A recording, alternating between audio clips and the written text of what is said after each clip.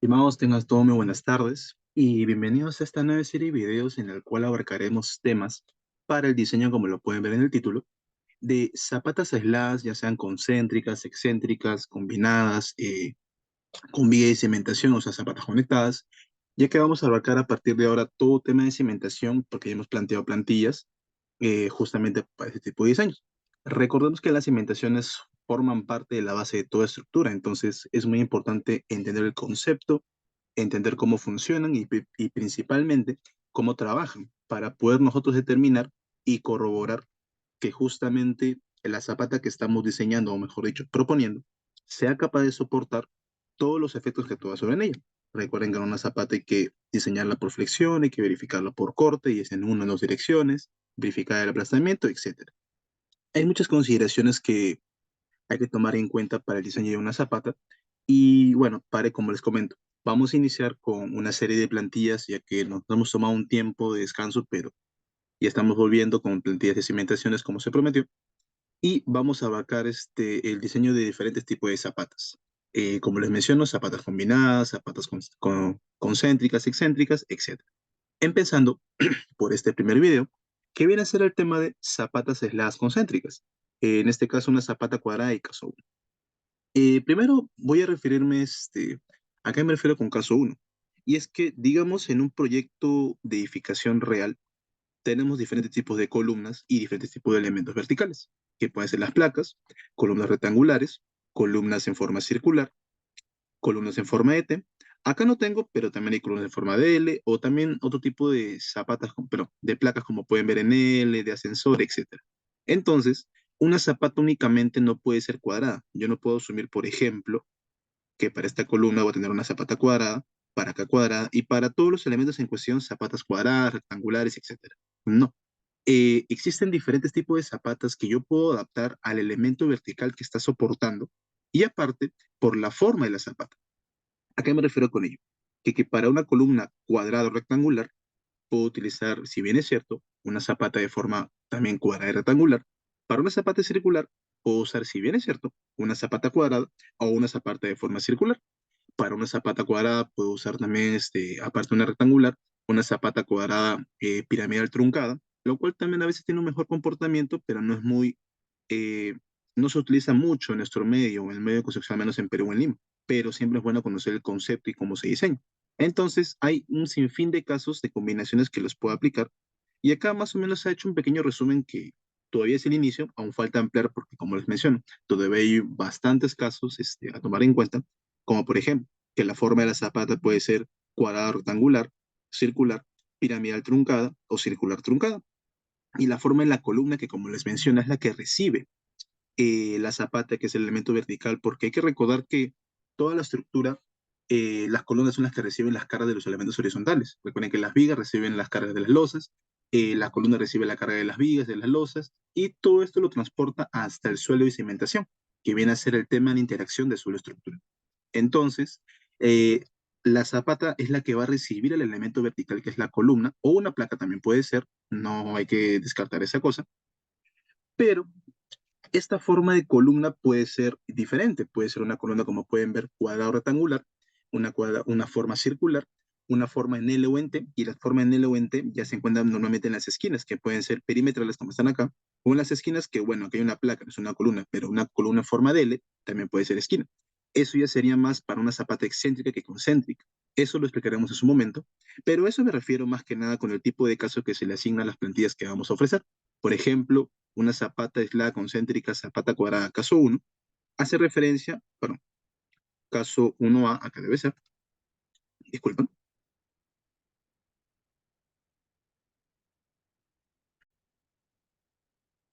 caso uno a hace referencia a una zapata cuadrada, disculpen, a una zapata cuadrada o rectangular que recibe una columna cuadrada o rectangular. En este primer caso es lo que vamos a iniciar todo el diseño. Bien, ya he explicado esta parte a qué me refiero con caso uno a caso uno b caso 2a caso 2b. Vamos a seguir con el tema de la plantilla. Vamos a ver una vista rápida. Tenemos datos preliminares, tenemos propiedades mecánicas, tenemos las cargas que están asignando a la columna, perdón, a la zapata, dimensiones y verificaciones de esfuerzos, verificación de porcionamiento, verificación de corte en una dirección, el tema del aplastamiento, el diseño por flexión y finalmente el detallado de refuerzo escultórico. Es una plantilla un poco completa y la vamos a explicar paso a paso con un ejemplo aplicativo para poder entender, ¿no? Cómo se trata y cómo se diseña. Según cuánto demoremos en la explicación de la plantilla, dividiremos el video en una o en dos partes. Vamos a ir viendo poco a poco. Bien, sin más preámbulo, comencemos. Para esto, vamos a utilizar de ejemplo este pequeño edificio que tengo acá. Es una estructura, a ver, disculpen, ¿dónde está? Edificio multifamiliar Union, es un ejemplo ubicado en Surco, aligerado tipo 1-4. Es una estructura más o menos simétrica, como pueden ver, en el cual tengo que ir el plano de estructuras, en el cual pueden ver que se dividen en diferentes tipos de columnas, circulares, rectangulares, no hay cuadradas, hay rectangulares más pequeñas, pero no son cuadradas, y en forma de L, etc. Acá pueden ver la distribución, ay, disculpen, acá me falta mover esto para este lado, lo voy a desplazar. ¿Dónde está ahorita? Estamos por acá y nos vamos por acá. Listo, ya lo tengo. Disculpa. Listo, cuadro de columnas. Justamente como pueden ver, tenemos la distribución de las columnas que estamos utilizando acá. Tenemos hasta la columna número 8, que son en forma de T, en forma circular, en forma rectangular, como pueden ver, que es la distribución justamente que estamos viendo acá. Bien, vamos a tomar de ejemplo una columna concéntrica que podría ser la que está ubicada en el eje 4F, o sea, la que está acá, esta columna 4F. Entonces, acá en mi plantilla voy a borrar un toque de esto, le voy a poner diseño de zapatas nada concéntrica, zapata eje 4F. Voy a diseñar yo para esa columna.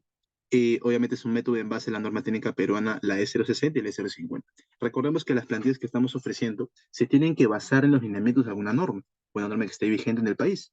En este caso, la norma técnica peruana, la E060, es la que se encuentra vigente para el diseño de concreto armado, y la E050 es aquella norma de suelo y cimentación que se encuentra vigente al menos en nuestro país para poder empezar con el diseño. Ya he comenzado con esta parte, vamos a ver ahora lo que nos pide. Aparte de esto, que es el plano estructural, perdón, el plano de estructuras que vamos a utilizar para poder ver el tema del diseño, también necesitamos el modelamiento estructural. El modelamiento lo hemos planteado, a ver, un momento, lo voy a poner acá, listo. Lo saco esta parte de acá, lo voy a sacar en su momento, lo voy a poner acá, acá, listo, apply. Perfecto. El plano de estructuras, todo lo que está acá, lo hemos planteado o lo hemos modelado en esta hoja de tabs. Hemos utilizado el tabs la versión 21 para poder hacer el modelamiento de toda la edificación, tanto de las columnas, de las placas, de las losas, asignándole las cargas y las fuerzas sísmicas que estén actuando en base a la de 030 para poder determinar, uno, cuáles son los momentos, las cargas axiales y los cortantes que actúan en la columna, y así poder yo extraer los datos de esta columna, ya donde lo menciono, carga axial, momento, etcétera, porque recuerden, todo lo que yo estoy analizando, la zapata que voy a hacer, el diseño de mi cimentación, es que reciba una columna y esa columna, por ende, aparte de tener una carga por gravedad, tiene una carga sísmica. Esas cargas por gravedad y sísmica es lo que yo tengo que obtener del ETAPS para poder yo seguir con mi diseño de cimentación. Si no tengo esas cargas, no podría hacer ningún tipo de diseño. Entonces tengo que modelarlo para poder yo determinar cuáles van a ser las cargas actuantes sobre la zapata y en base a esas cargas poder yo diseñar disculpe, mi zapata concéntrica, como lo pueden ver acá. Bien, ya he explicado esto, entonces, como les menciono, vamos a utilizar la zapata 4F, esta que está acá. Me voy a poner en el eje elevación 4, acá está, 4F. Lo voy a poner en clic y siempre es bueno etiquetar una columna, como lo pueden ver. Tener un nombre, lo voy a poner igual yo, columna 04, porque es, si no me equivoco, claro, es una columna C4. Lo voy a poner, disculpa, le voy a poner columna C04, eje 4F, piso 1, obviamente. Le voy a dejar este nombre, ¿por qué? Porque para yo poder extraer los datos que quiero de cargas que están actuando sobre la columna, es mucho más sencillo si yo identifico adecuadamente cuál es la columna que yo quiero diseñar. Porque, por ejemplo, yo pongo un anticlic acá, se dan cuenta, nombre 823, pero realmente yo no sé esa columna 823 dónde se refiere. Yo no sé si va a ser la de acá, por ejemplo, le pongo clic acá, 120. Yo no sé si es 120 o 435. Este número, cuando yo obtenga los datos, no voy a saber a qué columna se referencia. Pero si yo me tomo el tiempo de etiquetar aquellas columnas, como lo he hecho acá, columna C4, eje 4F, piso 1, si me tomo el tiempo de asignarle un nombre, se me va a hacer mucho más sencillo para mí poder extraer los datos de carga y momento cuando yo quiera hacer mi diseño. Y lo vamos a ver justamente ahorita, porque vamos a empezar a desarrollar la plantilla y vamos a empezar a extraer datos.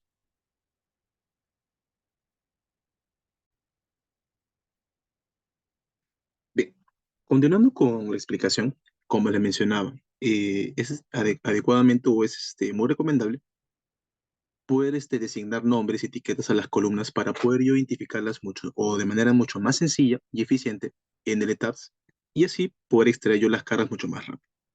Bien, comencemos. Como les había identificado, va a ser diseño de zapatas aisladas concéntricas, una zapata eje 4F.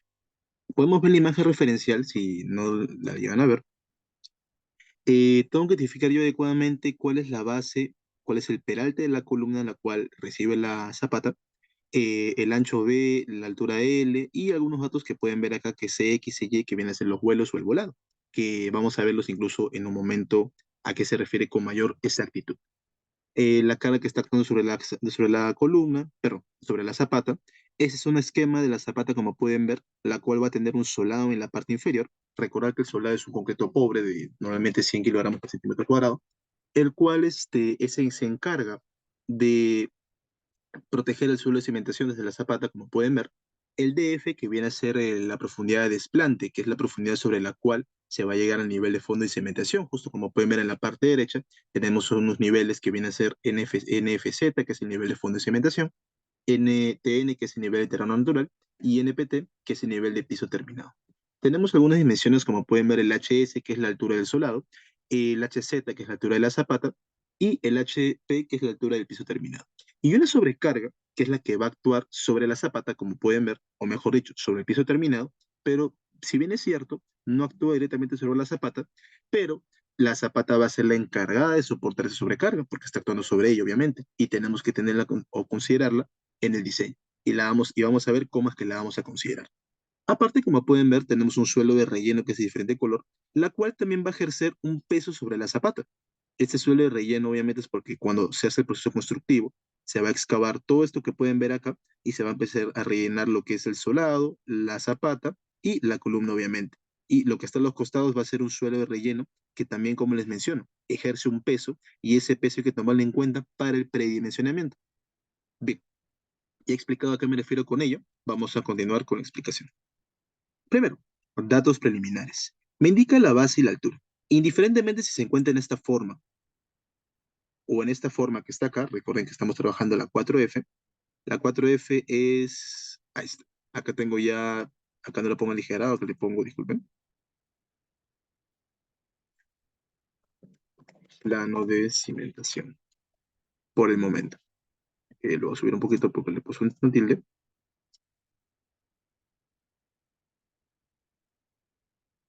Ahí lo dejo. Plano de cimentación. Es la columna 4F. Acá está. 4F. Esta que está acá. Esta columna, si quiero ver las dimensiones, puedo medirla yo en el plano o me puedo ir acá al plano de columnas. Columna 4, una base de 35 y una altura de 80.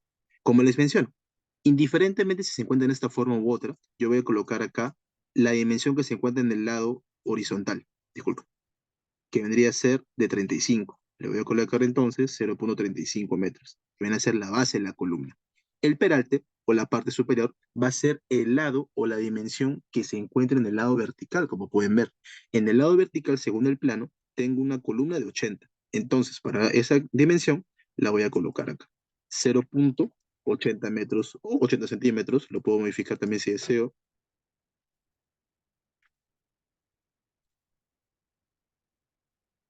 ¿Se dan cuenta? Yo puedo modificar la plantilla como quiera, pero lo voy a dejar como estaba inicialmente para mantener un orden. 0,80 metros, que puede ser 80 centímetros. Las propiedades mecánicas van a ser un concreto de 210 para la zapata, tengo el módulo de elasticidad, tengo la fluencia del acero, el módulo de elasticidad, etc. Ahora, Estas son propiedades mecánicas que son más generales para el concreto. Aparte de las propiedades geométricas y mecánicas, que eran las que usamos con mayor, más comunes, mejor dicho, que hemos usado en las anteriores plantillas, tenemos que tener en consideración otras propiedades que vienen a ser del suelo, el terreno o el terreno de cimentación. Le voy a poner acá terreno de cimentación, porque la zapata se va a sentar sobre un suelo. Ese suelo tiene propiedades que yo tengo que obtener de un estudio de mecánica de suelos. Recuerden que para todo proyecto tengo que realizar un estudio de mecánica de suelos, ensayos de laboratorio, ensayos en campo, y a partir de esos ensayos yo puedo determinar algunas propiedades que necesito para yo poder diseñar la cimentación de una edificación. Sin un estudio de mecánica de suelos adecuado, no voy a poder realizar ¿cómo se llama? Un diseño adecuado porque tendría que asumir valores que de por sí no podría. Obviamente me podría asegurar, no sé, del estudio de un suelo vecino, de una edificación vecina y todo lo que quieran, pero no sería, digamos, muy correspondiente porque el suelo puede variar. Si bien es cierto, puedo tener a un estrato, no sé, de 2, 3 metros, un suelo de grava, a esas propiedades puede cambiar de inmediato otro tipo de suelo y no puede ser el mismo de manera continua, por así decirlo, desde un lado a otro. Entonces, tengo que realizar un estudio de mecánica de suelos, el cual me indique las propiedades que yo requiero. Por ejemplo, la profundidad de desplante, ya que les mencioné, se refiere a la que está acá, desde el nivel de terreno natural hasta el nivel de fondo y cimentación. Puedo asumirlo entre 90, 80, 1 metro, ¿no? Como les menciono, va a depender mucho de dónde se encuentre mi estrato de suelo. ¿Y a qué me refiero con ello? Creo que tengo una imagen acá, como pueden ver. Voy a tener yo diferentes, a ver, voy a poner esto acá y voy a abrir un pin ahorita.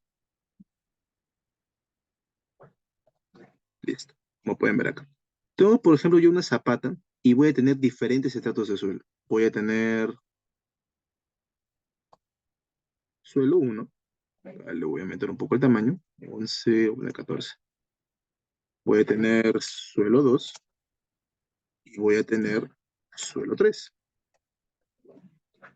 Voy a tener diferentes estratos de suelo según mi estudio de mecánica de suelos. Según ese estrato o según la profundidad del estrato, yo voy a tener que identificar a qué profundidad adecuadamente, o mejor dicho, a qué profundidad se va a encontrar el estrato resistente, porque yo puedo tener arriba, no sé, un suelo blando, un suelo de arcilla, un suelo de arena que no me pueda apoyar mucho, pero si yo encuentro grava, roca, a una estratosfera profundidad, no sé, de 2 metros, 1,80 m, 1,70 m, un suelo sobre el cual yo pueda cimentar de manera adecuada y tenga las propiedades de capacidad portante necesarias para poder soportar la edificación o mi zapata, es la profundidad que yo voy a elegir y voy a adoptar para poder hacer mi diseño de cimentación. ¿Se entiende? Entonces, para eso me sirve, para identificar a qué profundidad se encuentra un estrato adecuado sobre el cual yo pueda cimentar. Para eso me sirve ser o parte de mi estudio de mecánica de suelos. Ahorita voy a asumir un peralte, perdón, una profundidad de desplante de 90 centímetros. Lo voy a manejar ahí. También el peso específico del terreno de cimentación de relleno, tengo que identificar yo de manera adecuada cuál va a ser. ¿Se entiende? Tengo que identificar cuál va a ser el peso específico del terreno de cimentación. Este terreno que está acá. ¿Se entiende? Lo voy a dejar en 2 como indica la plantilla, y acá la capacidad admisible del terreno. ¿Y a qué me refiero con ello? A ver, por ejemplo, ¿dónde está? A ver, no sé si lo tengo acá.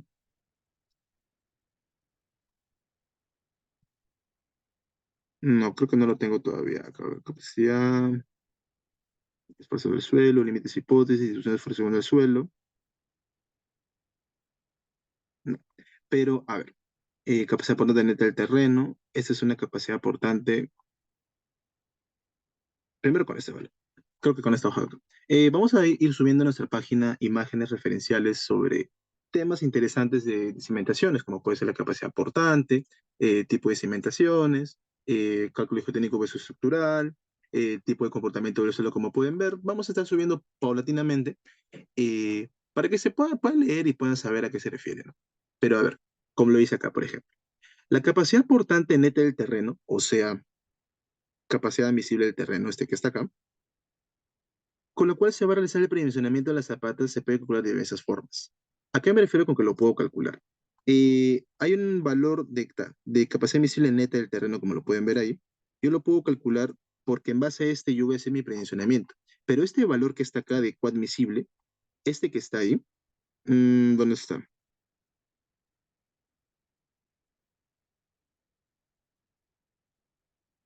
Y está. Acá dice. La capacidad admisible última para el diseño se obtiene de la capacidad admisible obtenida del estudio de mecánica de suelos. A eso se refiere, este valor de Q admisible. Ahora, ese valor me representa, digamos, la resistencia o el esfuerzo sobre el cual el suelo de cimentación va a soportar los esfuerzos que se apliquen sobre ella. Yo cuando hago mi estudio de mecánica de suelos, tengo que obtener este valor que está acá. Los ensayos en laboratorio que hagan me tienen que otorgar este valor para yo saber si el tipo de suelo que voy a estar cimentando es un suelo de tal capacidad buena, moderada, grave, etcétera. Obviamente, si esta capacidad es mayor a 326, 426, 5, el suelo va a ser mucho mejor, va a tener mejor comportamiento. Sin embargo, si este valor se sigue reduciendo a 1, 0 punto algo, voy a estar cimentando sobre un suelo malo. Y hay que recordar que si yo tengo un suelo pobre o un terreno de cimentación pobre con una baja capacidad admisible, voy a requerir de mayores dimensiones de la zapata, porque voy a requerir una mayor área sobre el cual distribuir las presiones que se ejerce la columna, la estructura, y una mayor área, obviamente es un tema económico, voy a requerir mucho mayor concreto, mucho mayor acero, mucho mayor peralte capaz. Entonces hay que tener o analizar todo ese tipo de situaciones. Entonces, el valor de la capacidad admisible del terreno me lo tiene que dar el estudio de mecánica de suelos. Básicamente, estos datos que están acá son obtenidos del estudio de mecánica de suelos o el E.M.S. ¿Se entiende?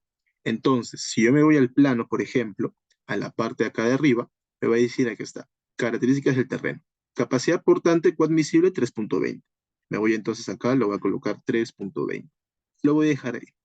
Si es, disculpa, lo voy a dar acá 3.20. Listo. Si lo dejo en 3.20, nos damos cuenta que es un suelo relativamente duro, un suelo relativamente resistente, que aguanta. Y vamos a trabajar con este tipo de cimentación. Ahora, propiedades adicionales. Propiedad del solado, que es un concreto pobre. Es una altura o un espesor normalmente de 10 centímetros, por eso lo dejo en 0.10. El peso específico varía entre 1,70 y 1,90, lo vamos a dejar en 1,80.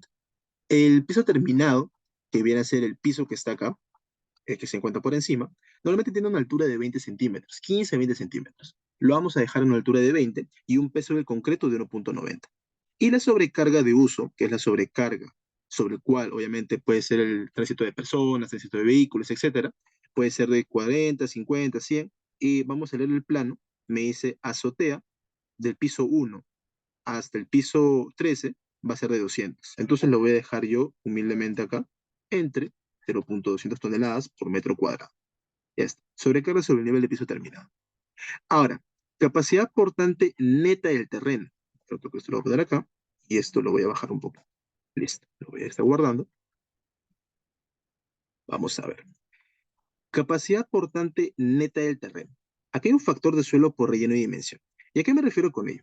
Si ustedes van a revisar la literatura que tenemos respecto al cálculo de cimentaciones, hay un montón de formas para poder calcular yo la capacidad neta del terreno.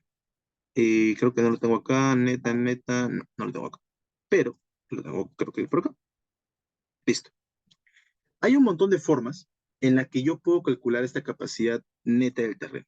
Porque si bien es cierto, esta capacidad admisible es la que va a soportar o es la resistencia que tiene el terreno para soportar las estructuras que se asentan sobre ella, yo tengo que reducir este valor porque voy a tener un montón, una distribución de presiones acá, pero que se va a ver reducida efectivamente por, uno, la sobrecarga que estuvo sobre ella, que puede ser el peso de la zapata, el peso del suelo de cimentación, el solado, el concreto pobre, etc. Algunas consideraciones que hay que tomar en cuenta, justamente por eso se han colocado acá, que el solado ejerce un peso, el piso terminado también ejerce un peso, la carga axial obviamente también ejerce un peso, y la sobrecarga que está actuando sobre ella. Ahora, hay una diferencia y hay varias formas de poder calcular esta capacidad neta del terreno. Yo he destacado dos principalmente. Uno, por un factor de suelo de relleno y dimensión. ¿Y a qué me refiero con ello? Por ejemplo, a ver, en la parte de acá. El coadmisible se puede simplemente, por ejemplo, ¿dónde está?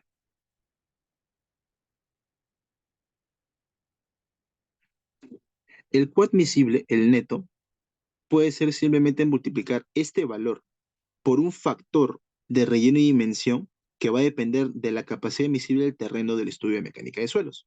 Por ejemplo, si este factor, si esta capacidad admisible se encuentra entre 0 y 1,50, voy a tener un factor de 1,20.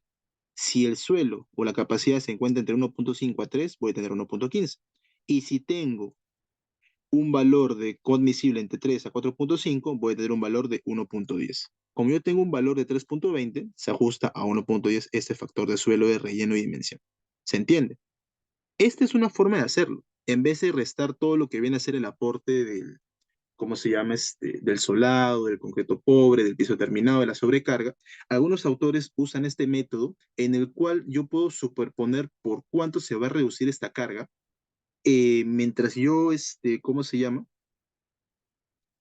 Mientras yo, pero cuánto se va a reducir esta carga según el tipo de suelo, el tipo de capacidad portante que tenga. ¿Y cómo más o menos sale este tipo de fórmula o este tipo de aclaración? Hay que recordar algo, y justo creo que lo mencioné hace un momento. Mientras yo tenga una menor capacidad portante del terreno, voy a requerir mayores dimensiones de zapata y mayor peralte. ¿Para qué? Porque si yo tengo una baja resistencia, tengo que redistribuir de una mejor manera los esfuerzos, y una forma de distribuir de la mejor manera los esfuerzos es aumentar las dimensiones de la zapata, o sea, la base y la altura, y obviamente el peralte. Si yo aumento la base y la altura, voy a estar aumentando el ancho de este relleno, ¿sí o no? Si yo aumento la altura de la zapata, voy a estar aumentando un poco la profundidad de desplante, claro. Voy a aumentar el dimensionamiento del solado, voy a aumentar el área del solado, y recuerden que como es un tema de esfuerzos, voy a aumentar este peso de la zapata, voy a aumentar peso del terreno, todo, mientras tengo una menor capacidad portante. Pero si tengo una mayor capacidad portante, las dimensiones de la zapata se van a reducir drásticamente. No voy a requerir, por ejemplo, 4x4, voy a requerir, por ejemplo, 3x3 o 2,5x2,5. Si yo reduzco las dimensiones de la zapata, el aporte del peso de la zapata y el aporte del relleno de cimentación se van a reducir porque voy a reducir a la par su área. Si reduzco su área, voy a tener menos peso o menos distribución de esfuerzo por área que se va, ¿cómo se llama? A aplicar sobre la zapata en cuestión que voy a diseñar. ¿Se entiende? Entonces, basándonos en eso, por eso es que algunos autores usan esta fórmula, que es un factor de tipo de suelo de relleno y dimensión. Como yo prácticamente lo voy a dividir entre este valor, mientras menor sea este valor, mayor va a ser el esfuerzo que tengo. ¿Se entiende? Entonces, obviamente, si menor es a mayor capacidad portante, menor va a ser la capacidad última. Pero otros autores utilizan esta fórmula, como pueden ver. La capacidad portante con la cual se va a realizar, como le menciono, el predimensionamiento, porque parte de mi predimensionamiento o inicio de mi diseño es poder yo predimensionar la zapata. ¿Cómo se llama? Se puede calcular de diversas formas, dependiendo de diversos autores. Como le menciono, inicialmente se podría tomar en cuenta solo el valor de coadmisible y multiplicar por un factor Fs para considerar así el peso del relleno. Como pueden ver, la carga axial que estuvo sobre la zapata dividido entre el coadmisible por este valor que está acá, que va a depender, como les menciono, netamente de la capacidad admisible del terreno. Sin embargo, ¿cómo se llama? De la fórmula anterior, varios autores comentan que se puede despreciar el peso de la zapata, no se conoce súper alto obviamente, y el peso del relleno. Pero otros autores afirman que para el predimensionamiento, el peso propio de la zapata es del 5% de la carga muerta para suelos buenos, para suelos blandos de 1 kilogramo se encuentra en orden del 10%. O sea, hay varios autores que me pueden decir también, no, yo puedo considerar el peso en la zapata, asúmele un 5%, asúmele un 10%, porque como les menciono, si yo tengo mucho mayor carga o capacidad portante, voy a tener menos área de zapata. Pero si tengo un suelo más pobre, con menor resistencia, voy a tener una mayor área de zapata. Ahora, otros autores toman en cuenta todos los pesos por individual. Por ejemplo, esta capacidad última, voy a tomar en cuenta la capacidad admisible y le voy a restar ¿cómo se llama? El peso del solado, el peso del terreno de cimentación o el terreno de relleno, el peso del contrapiso, del piso terminado, y la sobrecarga que actúa sobre ello. Eso le voy a restar. Y ese vendría a ser acá mi carga admisible net, la fórmula que estamos aplicando, rellenando todos esos pasos. Y todos esos datos lo podemos colocar acá arriba. Lo hemos colocado. Por eso se introduce, por eso es una propiedad inicial que yo tengo que colocar esas propiedades, dimensiones, pesos específicos, etcétera. Entonces, puedo utilizar o el factor de suelo de relleno y dimensión o la capacidad emisible neta del terreno calculada de manera individual por partes. Ahora, si no que algunos no quieren considerar el tema del solado, solamente le colocan cero, ya no se toma en cuenta. Obviamente, si no lo quieren considerar como les menciono. Pero si lo quieren considerar, le colocan solamente su peso y no tenemos ningún tipo de problema. ¿Se entiende? Bien, ya he explicado esta parte. Eso solamente es un inicio. Más adelante vamos a ver que yo puedo calcular el área o en esta, ver cuál es el área mínima que más me conviene y según eso por proceder a diseñar. Vamos a ver que nos encontramos por ahí en los resultados. Así que no habría ningún tipo de inconveniente, pero es bueno saber qué formas existen para poder premencionar, explicar cada una y eso. Y obviamente utilizar la cual se acomode y más me conviene para mi diseño. Recuerden que hay que hacer diseños conservadores, diseños que puedan ser, soportar de manera adecuada y también económicos. Entonces, pero nunca hay que dejar de lado el tema de la seguridad. Hacer todo diseño que se pueda de la manera más segura y eficiente posible. Y para ello,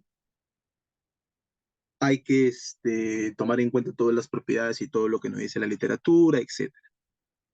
Bien, vamos a ver ahora el tema de las cargas axiales. Recuerden, como les había mencionado, la zapata es un elemento que se va a encargar de soportar todo el peso de la estructura por medio de las columnas que va a residir sobre ellas. Entonces, yo tengo que extraer de la edificación las cargas o todas las cargas que van a actuar sobre la zapata, que viene a ser carga axial, momento en dirección X y momento en dirección Y. En carga axial voy a tener carga muerta, carga viva, carga sísmica en X y carga sísmica en Y. En momento, voy a tener momento de carga muerta, momento de carga viva y momento sísmico, obviamente, en dirección X. Y también momento de carga muerta, viva y sísmica, pero en dirección Y. ¿Se entiende? Ojo, hay que recordar que estas cargas que están acá, o momentos, son cargas de servicio, no son cargas últimas. Entonces, lo que yo voy a extraer del ETABS tiene que ser una carga de servicio. Ahora, ¿cómo extraigo del ETABS? Simple. Me voy al modelo. Obviamente, como les menciono, yo ya por ejemplo, ¿qué dices? Tengo carga muerta, carga viva, sismo dinámico X, Y, el tema del modal, todo ya lo he asignado de manera adecuada. Entonces, si yo ya he asignado todas las cargas y he modelado de manera adecuada, simplemente voy a correr el programa para que me pueda determinar cuáles son las cargas que necesito. Recuerden que estoy analizando la columna ubicada en el eje 4F. De esa columna que yo ya etiqueté y le coloqué un nombre de columna o col C-04, 4F piso 1, solamente tengo que buscar en las tablas y extraer los datos que necesito, que son los que están acá. Porque para el predimensionamiento de mi zapata voy a necesitar las cargas que actúan sobre ella y para ello necesito extraerlas de manera adecuada. Creo que ya corrió, todavía sigue corriendo un momento, por favor. Listo. Lo voy a dejar en este lado. Me voy a la parte de opciones, disculpe, de display, show tables, y me voy a la parte, primero lo voy a tener así, digamos. Lo pueden tener así. Me voy a la parte de Analysis Results, a la parte de Element Output, Frame Output, ¿por qué? Porque recuerden que las columnas y las vigas son elementos frame. Elementos shell ya son otro tipo de losas, de placas, pero las columnas son elementos frame. Entonces me voy Frame Output y columnas, Element Forces o las fuerzas de la columna. Y le voy a poner OK.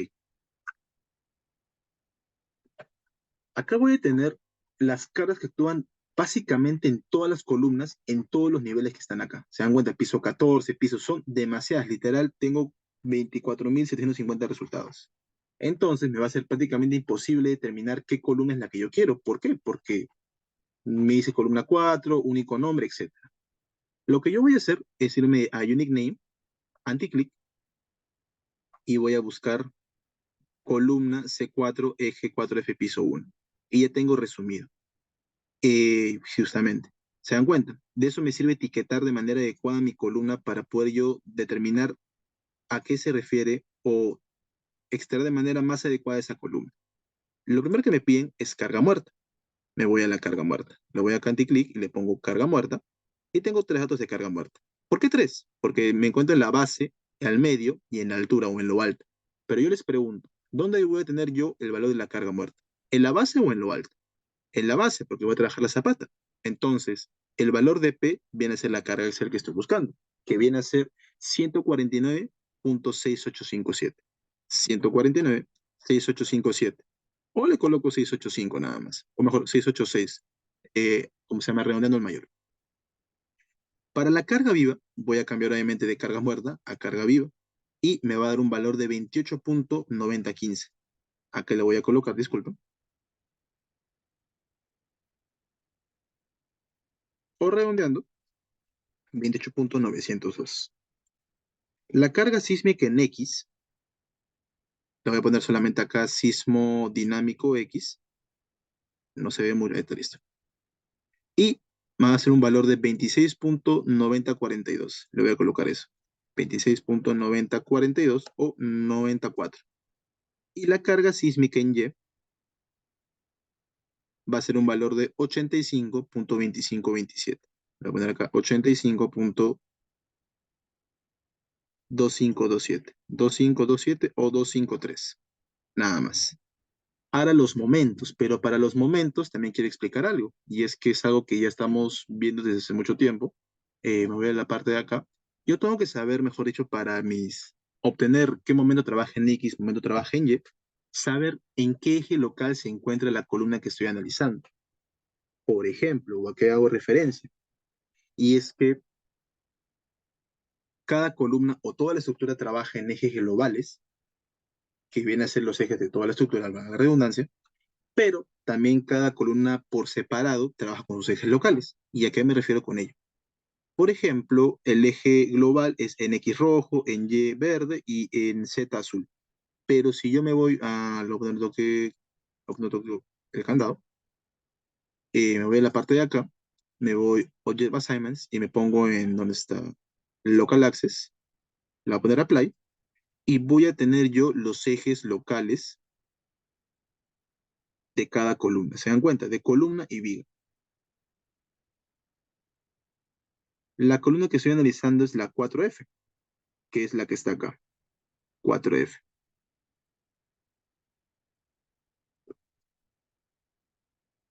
La 4F tiene en dirección X la línea verde que representa el eje 2 y en dirección Y la línea azul que representa el eje 3. ¿Eso qué quiere decir? Y lo voy a colocar acá. Disculpen. Lo voy a colocar acá. Sí, lo voy a dejar nomás. Quiere decir que el sismo en dirección X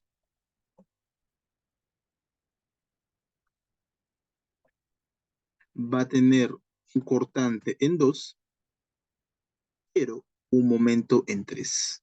Este lo voy a colocar en color rojo. ¿Se entiende? Lo voy a poner acá, creo, no, pero acá abajito.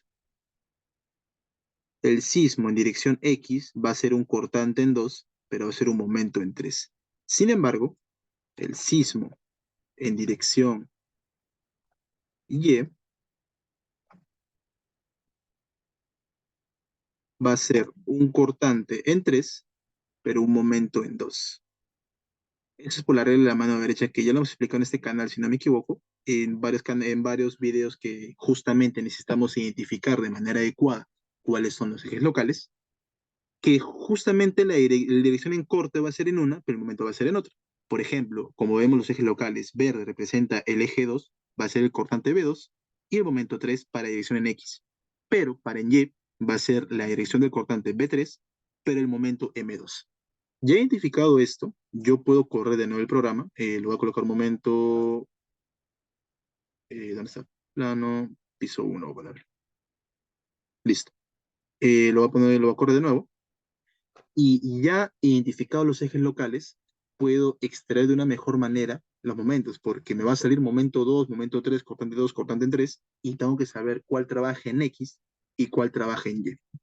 Para ello, como les menciono, tengo que identificar de manera adecuada cuáles son los ejes locales de la columna que está trabajando en cuestión en este lado. Un momento que cargue el programa. Luego de esto calcularemos el área mínima de la zapata.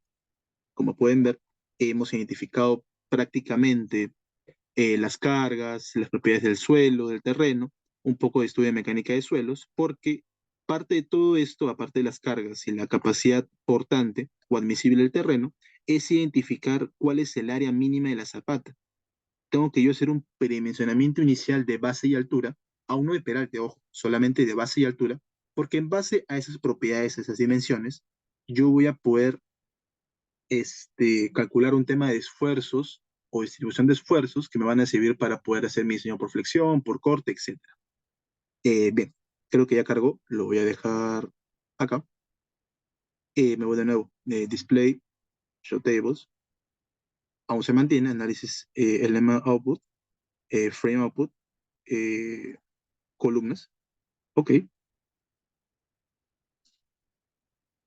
voy a poner la tabla un poco más allá, voy a ampliarla como pueda y lo voy a poner de nuevo, un nickname, la columna que estoy trabajando.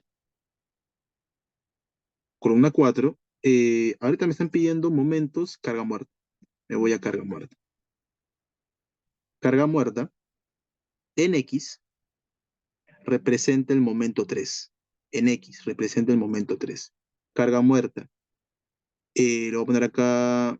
Carga muerta es el momento 3. Acá está, se dan cuenta. Momento 2, momento 3. ¿Cuál trabajo? ¿El de acá o el de acá? Voy a trabajar el de acá, porque la carga muerta me representa el momento 3, que es 0.1687. 0.1687 o 0.169, redondeando. Ahora, en X, la carga viva en dirección X, hace referencia, disculpen, también al momento 3. X es momento 3. Momento carga viva en X, momento 3. El momento 3 tiene un valor de, momento 2, aquí está, 0.00423. Lo voy a colocar entonces 0.00423 o 0.004. 00 o... Ah, no, 0, me confundí, disculpe. 42. Y sismo en X, me voy acá ahora sí, sismo dinámico X, eh, requiere el momento 3 también, que viene a ser 4.7815. Le voy a colocar también 4.7815 o 782, nada más. Ahora nos vamos a la parte en Y, carga muerta, columna 4. En Y, el momento va a ser el 2. Entonces voy a colocar acá momento 2, 0.5987. Le voy a colocar acá entonces 0.5987 o 0.599. La carga viva va a ser, voy a poner acá, también el momento en 2. Va a ser 0.1634. Entonces, para 0.1634, lo voy a colocar solamente acá. 0.1634 o 0.163. Y para mi momento dinámico en Y, le voy a colocar, es el momento 2, si no me equivoco, ¿no? Claro, momento 2, que viene a ser 22.6761. 22.6761. Bien, ya he introducido todas las cargas de carga axial, momento, etcétera. Vamos a continuar con la plantilla, que viene a ser el área mínima de la zapata. Hay que recordar que para el predimensionamiento, justo como se puede ver acá, se utiliza esta fórmula, que viene a ser área de zapata, que viene a ser carga muerta más carga viva, entre la capacidad admisible del terreno, que, como les menciono, puede ser multiplicado por un factor de forma y dimensión, o solamente dividirlo entre el valor de último y dividir, y ahí nomás quedaría. Pueden ser de dos formas, como les menciono.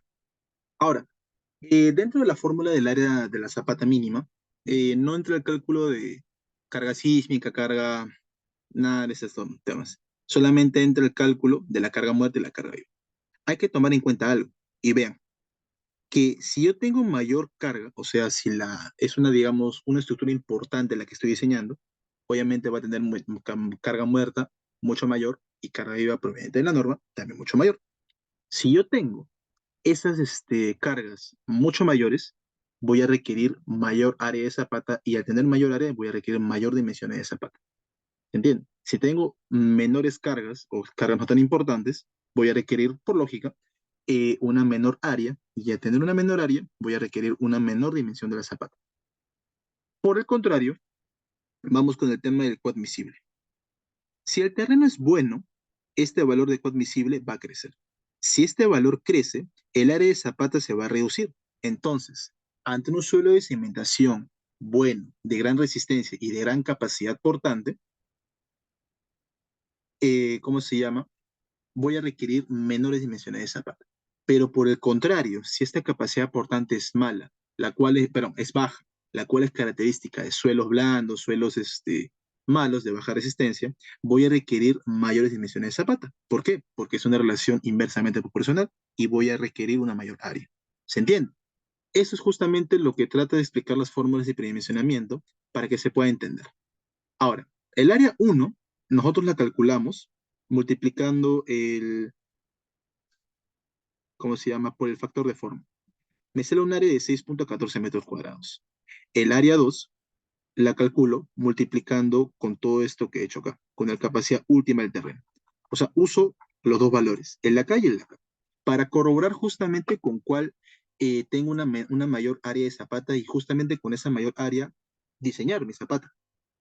Me doy cuenta que con el factor de suelo por relleno y dimensión tengo un valor de área de 6,14 metros cuadrados. O mejor dicho, requiere un área mínima de 6,14 metros cuadrados. Pero con la capacidad admisible neta, asumiendo todos estos valores, tengo un área de 6,07 metros cuadrados. Si nos damos cuenta, las diferencias son casi nada. Son solamente 0,07 metros cuadrados, que no es casi nada. Sin embargo, yo voy a utilizar el valor mayor de 6,14, que va a ser el área mínima de zapata, que es lo que yo voy a requerir. Entonces, para esta columna, para este ejemplo en cuestión o este ejemplo aplicativo, requiere un área mínima de 6,14 metros cuadrados. Para 6,14 metros cuadrados, yo voy a necesitar una base de 2,30, un ancho inicial de 2,30 y un largo inicial de 2,75 metros. ¿Eso qué quiere decir? Que para la zapata ubicada en el eje 4F, la que está acá, yo voy a requerir inicialmente una base de 2,30 y una base de 2,75. Ahora, ¿cómo calculo yo esto? ¿Cómo le puedo dar yo solución? Con esta fórmula que está acá. Cualquiera podría asumir que si yo quiero siempre una zapata cuadrada, solamente voy a sacar la raíz cuadrada de esto y acercar a los valores. Si yo les hago, por ejemplo, a ver, calculadora,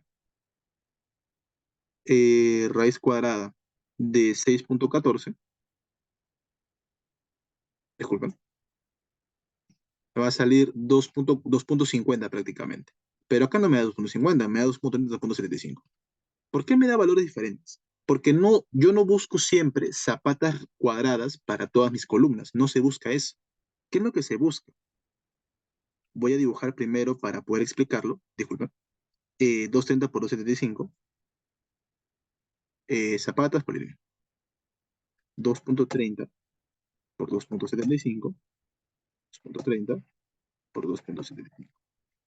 Esta sería mi zapata inicial y tendría que moverla para acá. Si damos cuenta es una zapata rectangular, ya no es una zapata cuadrada. La zapata cuadrada, recuerden que me salía 2,50 prácticamente. Pero lo que yo quiero buscar justamente es que el vuelo de acá y el vuelo de acá, si se dan cuenta, sean iguales. 0,975, 0,975. ¿Por qué? Vamos a ver entonces lo que nos dice la teoría. Cálculos geotécnicos, distribución de zapatas, limitaciones de hipótesis, vuelos en zapata. Una vez determinada el área de la zapata, se busca que los vuelos sean iguales. Los vuelos, los volados. Ahí está el famoso CX, CY. Esos son los volados de la zapata. Para ello, se debe definir adecuadamente la dimensión BZ y el Z del elemento. Obteniendo el área, se puede sacar la raíz cuadrada y obtener una zapata cuadrada y simétrica, obviamente. Pero esto no funciona así, ya que lo que se busca realmente es que los volados sean iguales para controlar la excentricidad.